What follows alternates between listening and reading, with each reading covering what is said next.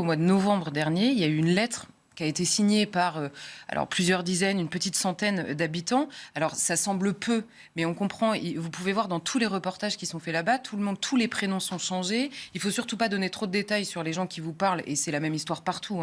À chaque fois que vous faites des reportages dans ce genre de quartiers qui sont gangrénés, soit on en parle beaucoup pour le trafic de drogue, mais les gens sont paniqués à l'idée de parler. C'est un gros problème d'ailleurs pour la police et pour la justice. Vous comprenez bien, les témoignages sont difficiles à recueillir. Donc on comprend que la signature, c'est aussi difficile de les obtenir. Cette lettre ouverte au maire, elle était signée contre la mainmise des indigénistes, disent-ils, sur la maison de l'écologie populaire qui a été ouverte, inaugurée en mai dernier à Bagnolet.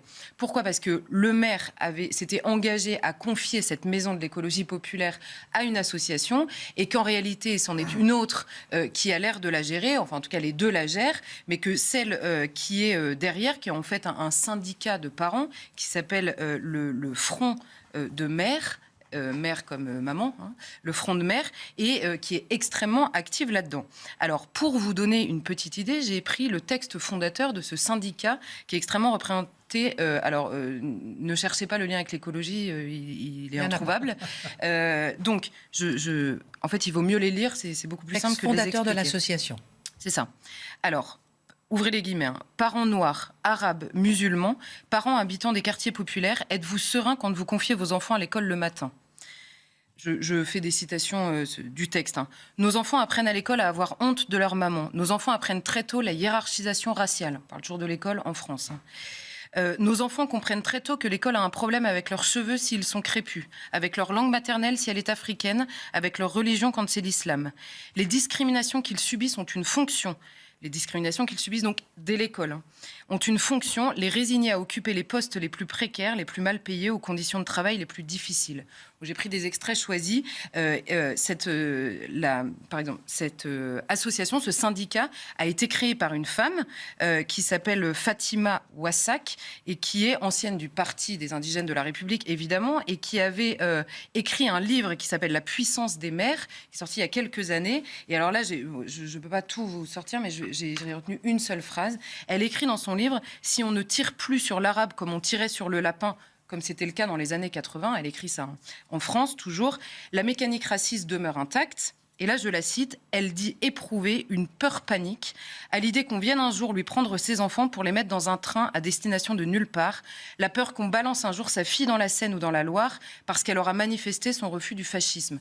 Tout le livre est sur ce registre-là, évidemment avec des liens dans l'histoire que vous avez tous repérés. Et donc cette femme, par le biais de cette association, se sert de la maison de l'écologie populaire pour faire des grands rassemblements.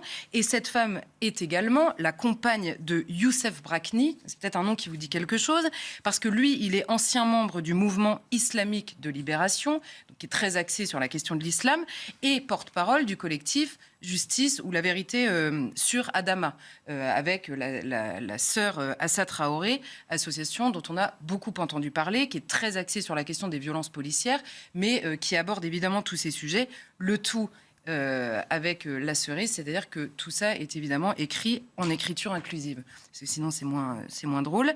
Et donc, en effet, les habitants se sont inquiétés que le maire PS de la ville leur donne comme ça des moyens, notamment cette maison, pour organiser leurs rassemblements, des conférences. Maison de l'écologie, j'aime bien rappeler. C'est ça, toujours la maison de l'écologie populaire. Et dans cette lettre, alors c'est toujours la même mécanique. Dans cette lettre, les gens qui signent se disent eux-mêmes engagés au quotidien pour une société plus juste, pour lutter contre les discriminations et le racisme. Donc ils précisent ça en début, et vous pouvez voir tous les gens qui les ont soutenus consignés. Ils disent tous, mais attention, nous on est des gens, on est des électeurs de gauche. Ils se sentent obligés de redire en permanence qu'ils sont des électeurs de gauche. Pourquoi ? Parce que tout simplement, ça a été très rapide. Une fois que la lettre est sortie, tout le monde les a qualifiés immédiatement de fachos, de racistes, et pire que ça, puisque vous comprenez qu'on est à Bagnolet, donc la population est majoritairement issue de l'immigration, donc les gens qui écrivent cette lettre au maire sont aussi eux-mêmes issus de l'immigration. Et alors là, on retrouve les insultes dont on parlait notamment hier, insultes qu'on connaît trop bien. Ils sont à leur tour colonisés, ils ont une mentalité de colonisés, et ils ne sont pas capables d'embrasser cette cause indigéniste et prendre le parti de l'État raciste contre le combat des indigénistes. Comment réagissent les autorités de la ville de Bagnolet, forcément inquiètes d'une telle remise en question des institutions françaises?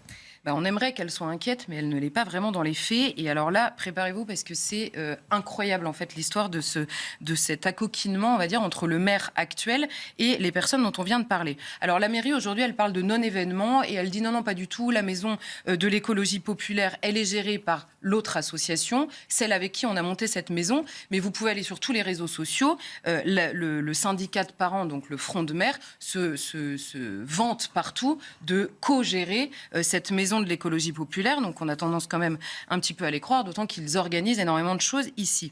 La vérité, c'est qu'il y a une fracture, évidemment, sur cette situation. On a un élu de la majorité, donc de la majorité du maire, qui disait ne pas être du tout au courant de ça, et au moment où cette lettre sort, il dit, lui, ce texte mérite une réponse, je connais les premiers signataires, des gens qui habitent dans mon quartier et des électeurs de gauche. Donc, alors les pauvres gens, si par hasard dans ces quartiers il y a des gens qui votent à droite, alors eux, ils sont perdus pour tout le monde, parce qu'on précise en permanence que ce sont des électeurs de gauche, donc on peut quand même les croire. Mais à l'inverse, on a l'adjoint au maire à l'éducation, qui s'appelle Édouard Denouel, qui lui a attaqué immédiatement. Il a reproché notamment à l'opposition de faire la publicité d'une lettre, je le cite, réactionnaire et raciste. Donc, vous vous souvenez des propos que je vous ai lus, s'opposer à ces propos-là, c'est donc réactionnaire et raciste, toujours la même chose.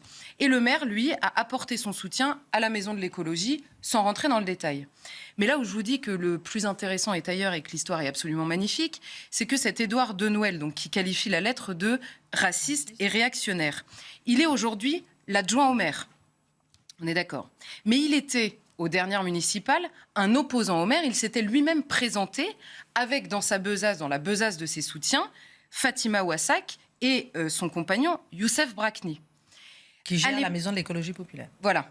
À l'époque, le maire, voilà. À l'époque, le maire, le maire qui s'appelle Tony Di Martino, le maire actuel qui est PS, il avait écrit à Gilles Lagarde, qui est le directeur du cabinet du président du Sénat, parce que Édouard Denouel, j'espère que tout le monde suit, est un cadre de la fonction publique, et donc il avait écrit une lettre anonyme à son supérieur hiérarchique en lui disant « Attention !» parce que Édouard Denouel a dans ses bagages des indigénistes qui menacent la République, qui menacent la vie en commun, qui qualifient l'État de raciste, qui qualifient la République de colonisatrice, etc. Entre-temps, il a reconnu que cette lettre anonyme, c'est lui, le maire, qui l'avait écrite. Pourquoi est-ce qu'il l'a reconnue? Parce qu'arrivé en tête au premier tour, il avait besoin des voix de celui qu'il avait dénoncé comme un ennemi de la République. Donc il a fait une alliance et il l'a pris comme adjoint à l'éducation.